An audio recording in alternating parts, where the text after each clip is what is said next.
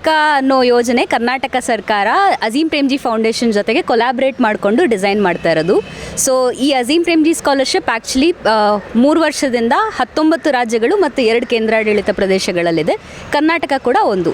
So ಈ scholarship ಯೋಜನೆ ಏನು ಅಂತ ಹೇಳಿದ್ರೆ, ಯಾವ ಹುಡುಗಿ 12ನೇ ತರಗತಿವರೆಗೆ ಅಂದರೆ 10 ಮತ್ತು ಸೆಕೆಂಡ್ PUC ಎರಡನ್ನೂ ಕೂಡ ಸರ್ಕಾರಿ ಶಾಲೆಗಳಲ್ಲಿ ಓದ್ಕೊಂಡು ಅದಾದಮೇಲೆ ಅಂಡರ್ ಗ್ರ್ಯಾಜುಯೇಟ್ ಡಿಗ್ರಿ ಅಥವಾ ಡಿಪ್ಲೊಮಾಗೆ 2ರಿಂದ 5 ವರ್ಷಗಳಿರುವಂಥ ಯಾವುದೇ ಡಿಗ್ರಿ ಅಥವಾ ಡಿಪ್ಲೊಮಾಗೆ ಮೊದಲನೇ ವರ್ಷದಲ್ಲಿ ಅವ್ರು ಅಡ್ಮಿಷನ್ ತೊಗೊಂಡಿರೋರು ಈ ಸ್ಕಾಲರ್ಶಿಪ್ಪಿಗೆ ಅಪ್ಲೈ ಮಾಡಬೇಕು.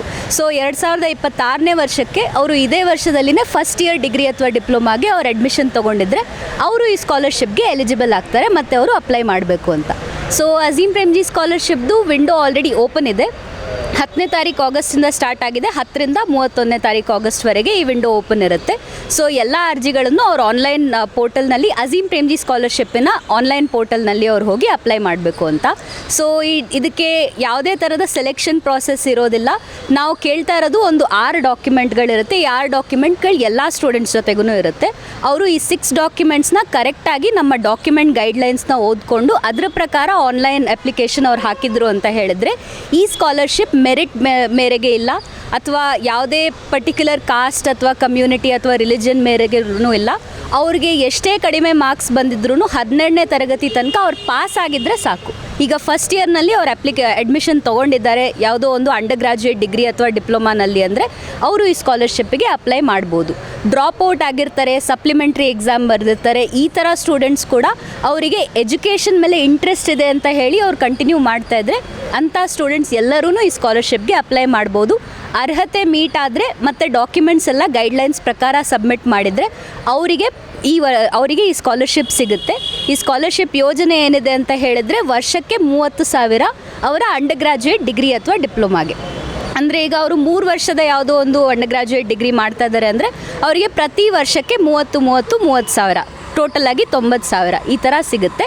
ಸೊ ಎಲ್ಲರೂ ನೀಟಾಗಿ ಅಪ್ಲೈ ಮಾಡಿ ಎಲಿಜಿಬಿಲಿಟಿನ ಚೆಕ್ ಮಾಡ್ಕೊಳ್ಳಿ. ನಮ್ಮ ಅಜೀಂ ಪ್ರೇಮ್ಜಿ ಸ್ಕಾಲರ್ಶಿಪ್ ವೆಬ್ಸೈಟಿಗೆ ಕೂಡ ನೀವು ಹೋದರೆ ಎಲ್ಲ ಡಾಕ್ಯುಮೆಂಟ್ಸೂ ಏನು ಕೊಡಬೇಕು ಅಂತ ಡೀಟೇಲ್ನಲ್ಲಿ ಇದೆ.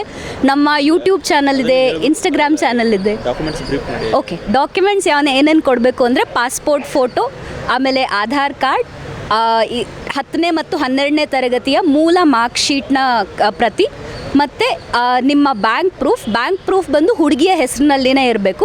ಜಾಯಿಂಟ್ ಅಕೌಂಟ್ ಕೊಡಬೇಡಿ, ಅಪ್ಪ ಅಮ್ಮನ ಹೆಸರಲ್ಲಿರೋ ಅಕೌಂಟ್ ಕೊಡಬೇಡಿ, ಯಾಕಂದರೆ ಈ ಸ್ಕಾಲರ್ಶಿಪ್ ನಿಮ್ಮ ಅಕೌಂಟಿಗೆ ಬರುವಂಥದ್ದು. ಆಮೇಲೆ ನಿಮ್ಮ ಕಾಲೇಜಿನ ಅಡ್ಮಿಷನ್ ಪ್ರೂಫ್, ನಿಮ್ಮ ಶುಲ್ಕದ ರಶೀದಿ ಕೊಡ್ಬೋದು ಅಥವಾ ಬೋನಫೈಡ್ ಸರ್ಟಿಫಿಕೇಟ್ ಕೊಡ್ಬೋದು. ಇದು ಬರೀ 6 ಡಾಕ್ಯುಮೆಂಟ್ಸ್ ಕೊಡಬೇಕು. 6 ಡಾಕ್ಯುಮೆಂಟ್ಸ್ನ ನೀವು ಆನ್ಲೈನ್ ಸಬ್ಮಿಟ್ ಮಾಡಬೇಕು. ಸೊ ಎಲ್ಲ ಒರಿಜಿನಲ್ 2 ಸರ್ಕಾರಿ ಶಾಲೆಗಳಿಂದಲೇ ಕಂಪ್ಲೀಟ್ ಮಾಡಿರಬೇಕು.